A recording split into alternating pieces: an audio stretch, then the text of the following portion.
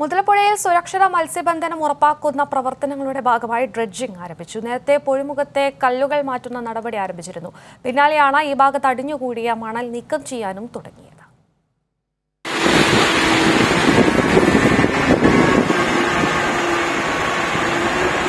Dredge ചെയ്യുന്നതിനായി ദൈർഘ്യമേറിയ excavator, ബാർജുകൾ എന്നിവ മുതലപ്പുഴയിലെത്തിച്ചു.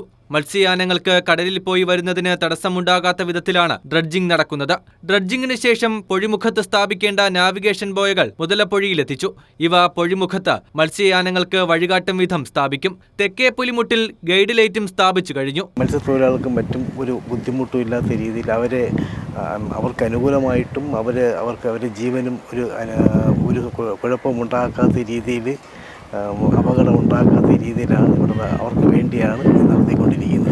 2021 ചുഴലിക്കാറ്റിൽ തകർന്ന തെക്കേ പുലിമുട്ടിലെ കല്ലുകളും ടെട്രാപോഡുകളും അഴിമുഖത്ത് അടിഞ്ഞുകൂടുകയും മത്സ്യയാനങ്ങൾക്ക് അപകടമുണ്ടാക്കുകയും ചെയ്തിരുന്നു. ഇത് നീക്കം ചെയ്യാൻ മാർച്ചിൽ ഹാർബർ എഞ്ചിനീയറിംഗ് വകുപ്പ് ടെൻഡർ ഉൾപ്പെടെ നടപടികൾ സ്വീകരിച്ചെങ്കിലും ഫലം കണ്ടില്ല. തുടർന്ന് മന്ത്രിതല യോഗത്തിലെ നിർദ്ദേശപ്രകാരം അദാനി ഗ്രൂപ്പ് ആദ്യം ലോങ് ബൂം ക്രെയിൻ എത്തിച്ചു. തുടർന്ന് 210 അടി നീളമുള്ള ക്രെയിൻ കൂടി ലഭ്യമാക്കി. അഴിമുഖത്തുണ്ടായിരുന്ന 700ഓളം കല്ലുകളും 140ഓളം ടെട്രാപോഡുകളും നീക്കം ചെയ്തു. ഭാരമേറിയ ഈ ക്രെയിനുകളെത്തിക്കാൻ 7.5 മീറ്റർ വീതിയിൽ റോഡ് നിർമ്മാണവും നടത്തിയിരുന്നു. കൈരളി ന്യൂസ്, തിരുവനന്തപുരം.